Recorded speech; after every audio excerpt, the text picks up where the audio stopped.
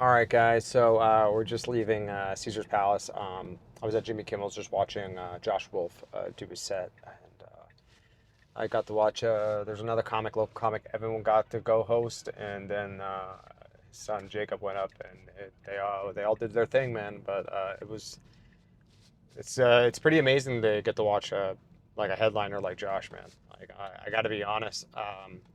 That's a lot of the things that I do is. I mean, I'm constantly listening to stand up every single day. I don't miss. I mean, literally every day I'm listening to stand up or like a podcast or something about stand up or just like the journey that some of these comics went through, and just some of the stuff that I've gone through too in life. It's just I just like to see like things intertwining, and Josh is such an incredible storyteller, and it's so I know he's been doing it for like, I don't know, 25, 30 years, but like it's so incredible to watch somebody make it look so goddamn easy. Like he makes it look so easy. And that's just that's literally just time under tension, you know what I mean? Just stage time, just constant stage time for him, is just it you know what I noticed, when I was watching like younger comics who are getting big now and stuff. They do a lot of like misdirections and things like that, callbacks and that, which is great. What I've noticed with guys who are like Kevin Hart in, um, like Josh and stuff. It literally doesn't matter what they say. It hits every single time. They don't need to use any tricks. They just do what they do in the story, and they just explain with detail, and then they set you up, and then boom, they hit you with the punchline. And not many, there are obviously some misdirections or whatever, but they seem so much more cleaner and smoother than like younger comics trying to do stories and stuff like that I've seen out here, just shows or whatever, even myself. Um, I have some misdirections and some stuff like that, you know what I mean, which are amazing, but I'm trying to figure out, like, my weaknesses were always delivery and detail in between the punchlines. Um, and slowing down and just staying calm. But the delivery is probably the biggest weakness, because if you do have good delivery, you can get away with so much, and can propel you to get like a lot more stage time because um, you just sound like a comic. It just sounds right when you're up on stage. I mean, it's like my beats were off.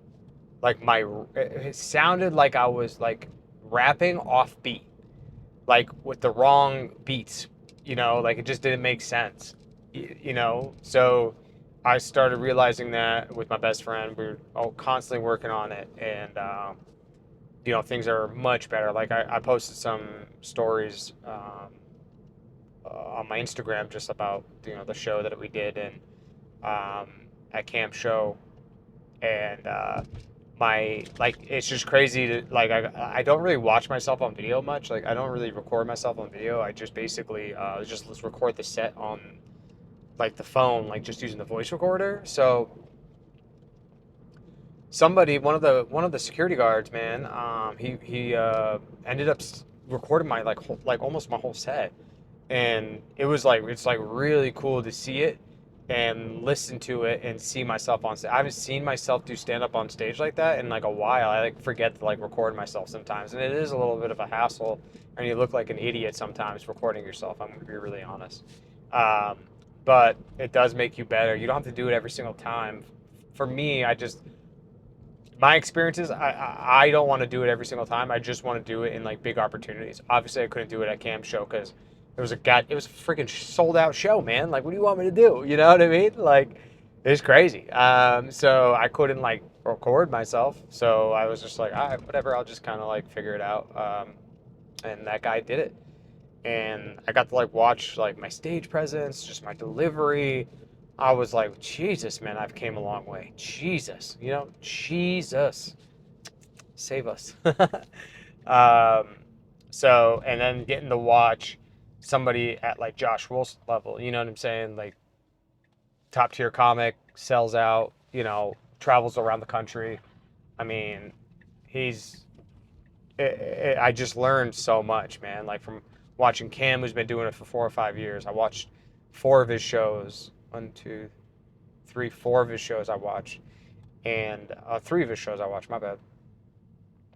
And I got to just see where he's at for a comic. He's able to stay on the stage for an hour, and it's pretty damn good.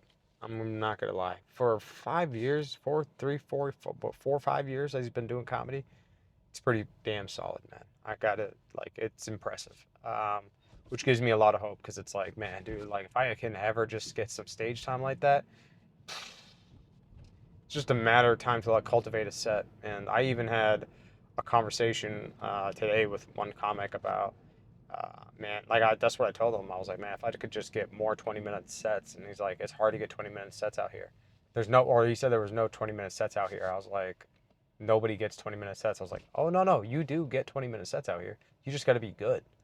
Like the comic said was Jimmy McMurrin. He gets headline gigs out here. You know what I'm saying? Like, and Jimmy's freaking amazing. Like, he's great, and he has a great attitude. He doesn't deal with anyone's bullshit.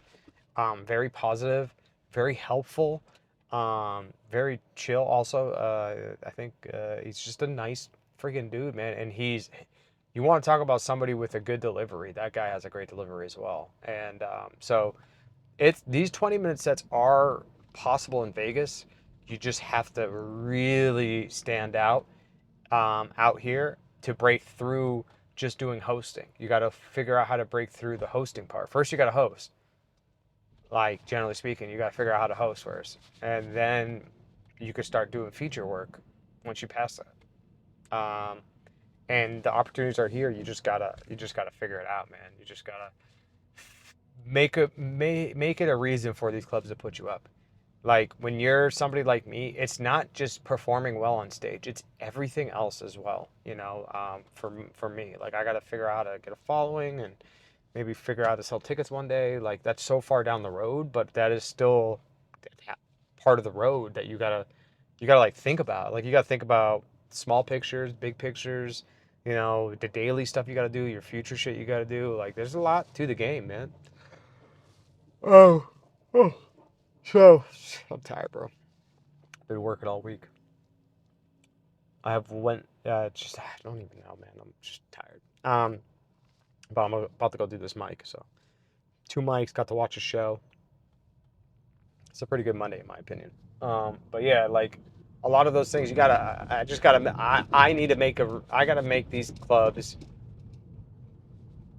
um, like want to put me up because not just because I'm a savage of a comic or whatever, also because like how I carry myself in the club, the respect level, how I move, how I, don't hit on cocktail waitresses or anything like that, like crazy. And if you do, just be smooth, right? Because I'm smooth, right? Nah, I'm just kidding. I need to get my eyebrows done, though. I'll tell you that. My eyebrows look hideous. And my best friend called me out on it. So I was like, all right, dude, I'll go get these things waxed this weekend. You think I ain't gonna do it? I will. I'm gonna look flawless. Flawless victory. Eyebrows waxed. Bang.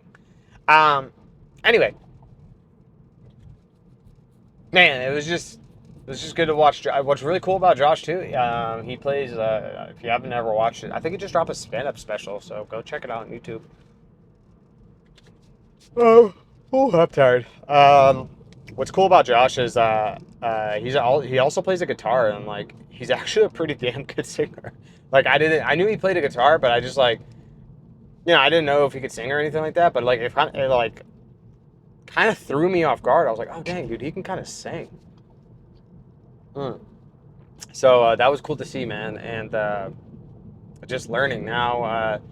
It's crazy. Like, right after I got off my set at Ola Habibi's, which I'm shocked that place is still open. I don't know how they're doing it, but Jesus, man, nobody shows up to that place. But I mean, I think it's a dope spot, man. I think people should really show up to that place. I think it's fire. Although the design of it and the setup, I think is cool. Um,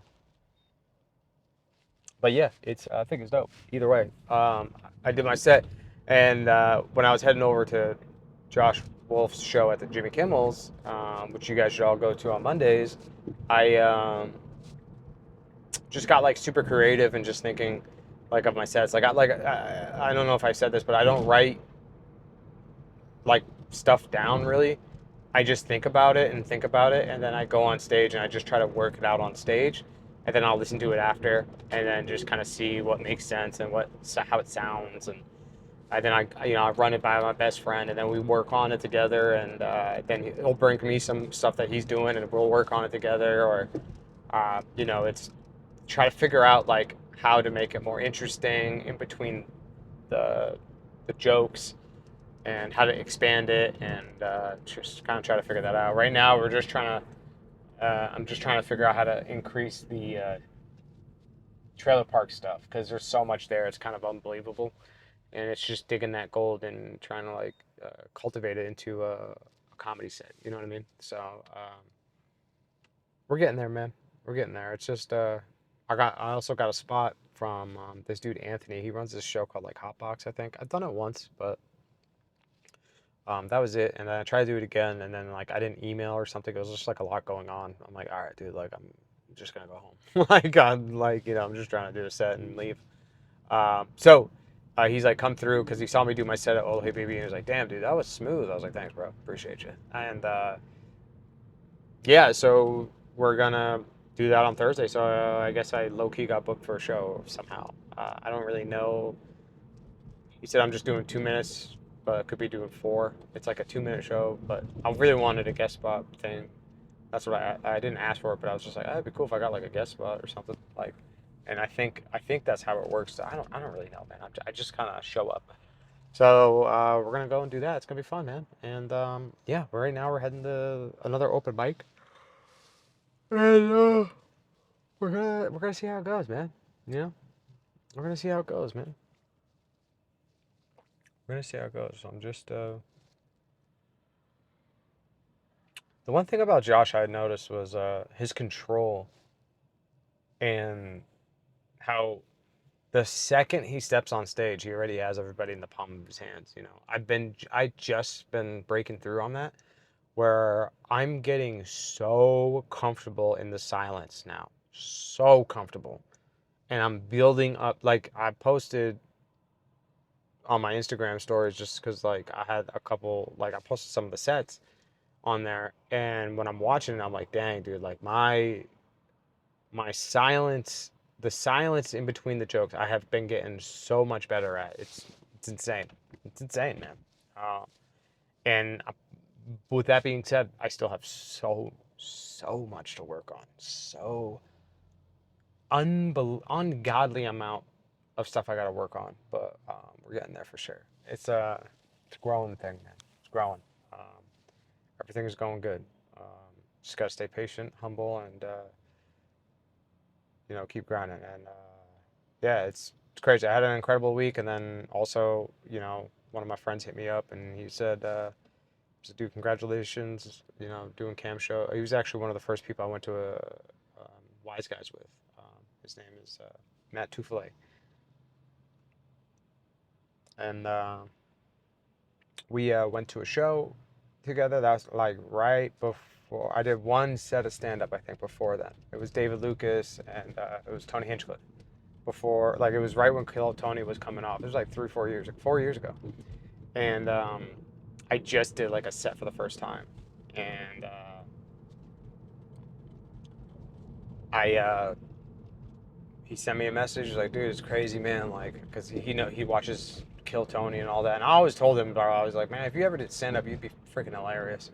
But man, he told me like one of the guys I did jujitsu with, we both did, and he was so nice to me. He's a great guy. Philip, man, like he's such a good dude, and I guess he passed away from a heart attack, man. It's just insane, man. Just insane. Good father, got a kid, wife, and everything, and passed away in a heart attack, man. And he was one of the first people that I rolled with ever, and he was so chill with me, man. Like and like helped me just feel more comfortable. and I really appreciated him, and we all were like super chill, man. I wouldn't say we hung out a lot, but like I mean, we hung a lot at the what's it called, at the um, at the dang. Oh, almost hit a car. We hung out a lot at the the jiu-jitsu gyms, and always hanging out after practice, and it's crazy. He sent me a picture um, just now of um, me, him, and another dude, and everything like that. Us just chilling at a bar. It was Matt's night, and I remember that was probably the first time I thought of doing stand up for real. Because I remember I was telling him a story about me going to Tijuana, and one of the homies was like, "Bro, you have to do stand up." Because I was holding court, and I was just explaining the story. It's freaking hilarious. And that's when they were like, "Yo, you have to do stand up, bro. You have to." And then I think from there, that was like a. It took me a minute though. I don't remember when his birthday. I want to say his birthday's in November or December. And then I would say in January. That January. That's when I did my stand up for the first time, and it was right because of those guys who really like kind of influenced me and made me feel confident in who I am as a person. So yeah, man, this is crazy. Crazy, crazy, crazy, crazy. Oops. I'm sorry. Oh no. I dropped the mic. All right, guys, I gotta go. I'm about to go hit the stage and go chill and just try to go do some stand up. All right. Stay grinding, stay positive, and just remember, man, life is short, bro. So just keep going and keep grinding and just go for it. Fuck it. All right, guys, what's up? It's me. I am back. I know you probably watched the last video. I kind of let you hang in there. I think I was talking about going to Jimmy Kimmel's doing a set or something like that. I'm not entirely sure. I forgot. Either way, we're heading towards Jimmy Kimmel's as we speak because we are on Reid's show.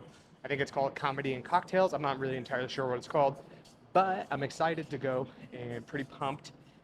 So we get to work on we got about a 10-minute set. I'm gonna try to do 12 to 15 if he lets me, but we'll see.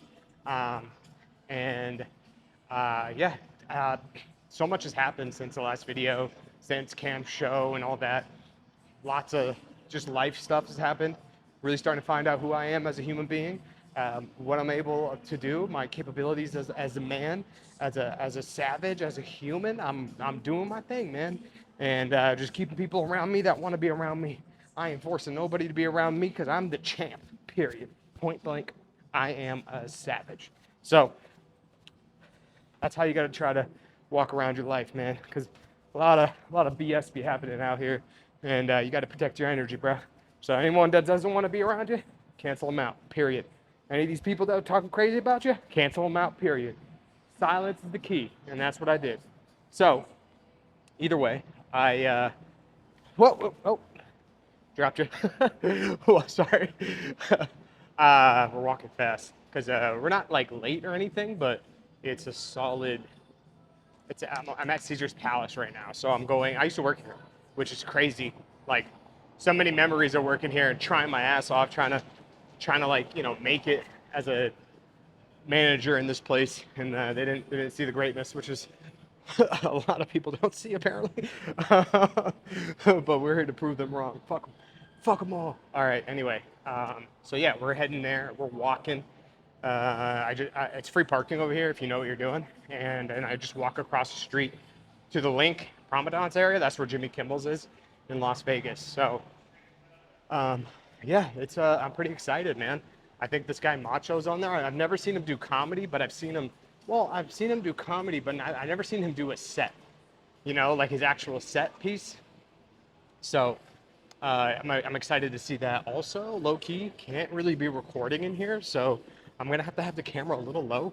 So I do apologize if like I don't know, like you don't get to see everything, but like I've been in trouble before in this bitch because I recorded. So and they really get on it. And it's crazy. One of the security guards I knew, and they didn't like they didn't recognize me, so they were just trying to kick me out the whole time. Hold on, let me clean off this camera. So they were just trying to like kick me out. I was like, yo, dude, I know you. Like I've had actual meaningful conversations with you, but okay. It's okay. I have a non-rememberable face. There we go. This is wild. And why are they playing Justin Timberlake? This is trash. Anyway, yeah, so we're going to, God damn, this place is packed and it's loud as hell. I don't even know if you guys can hear me. Yeah, so over here is where the poker room used to be. So they changed it over to like a hallway at Caesars, and I don't know, there's only like 9 tables now. When I was working, there was about 18 to 20, but you know, it is what it is. And this is the Coliseum. So maybe one day we can play in there. Maybe one day we can headline in there. I know, it's really far ahead to think about, but that's the goal, is try to get into that place and sell out a show. Only you guys can help me do that. You know that? Isn't that crazy? Only you guys can help me do that. So, but that would be crazy, going to a place and selling out a show here where they used to not like, didn't even want to promote me. Like that's, dude, nuts.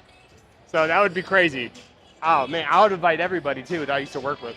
I'd be like, yo, come through. But it is what it is. Yeah, we're gonna sell that one day. I don't know how, I don't know when.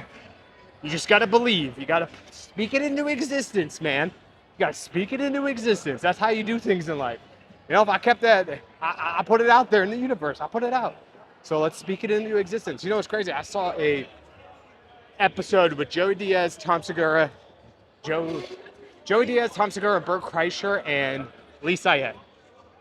And Bert was talking about how like he's not, I think he just got rid of the Travel Channel. He was just barely ending it or something like that. And he was talking to them about how he doesn't believe in himself, that Tom Segura has more belief. And then, you know, Tom was like, dude, you're like, you have more belief than anybody. He's like, no, but I mean material. He's like, nah, dude, you're fine. And then he started talking about like, oh man, wouldn't it be cool if like we set up a tour where like, you know, a bunch of us go around, almost like a traveling showcase. And he was just talking about the details of it. He's like, oh, we could do this, we could tour bus, we could do that. And then Joe Diaz got mad. He's like, now everybody's gonna think that we're we're out here gonna do this. I'm gonna get all these tweets.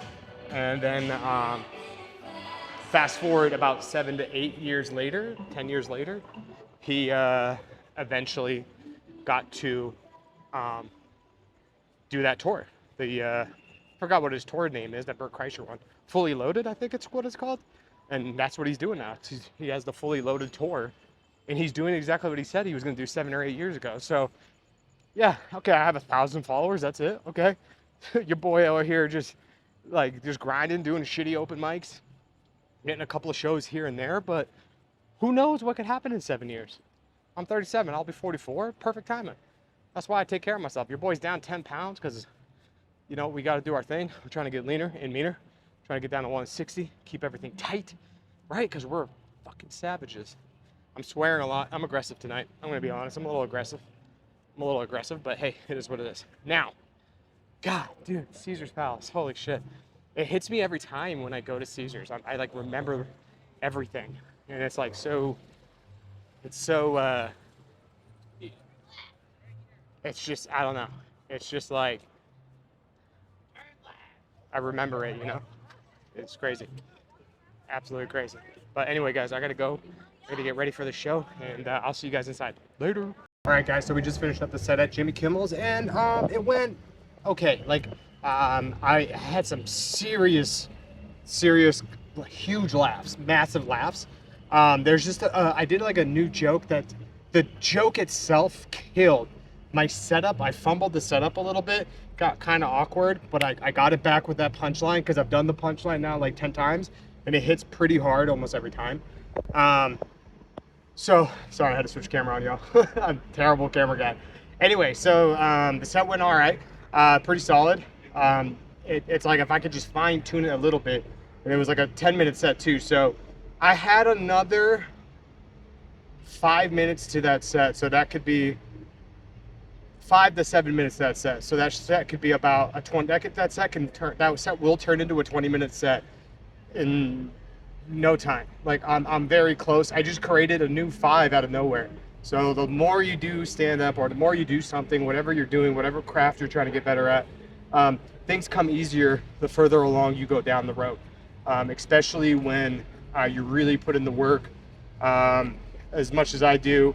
Or I mean, I don't put in more than it's kind of tough for me right now because I have my son for 2 weeks on, 2 weeks off, so I don't really have babysitters out here. So when those 2 weeks I don't have my kid, I'm just going over my sets, writing, and constantly watching stand up and just trying to figure out how to get better.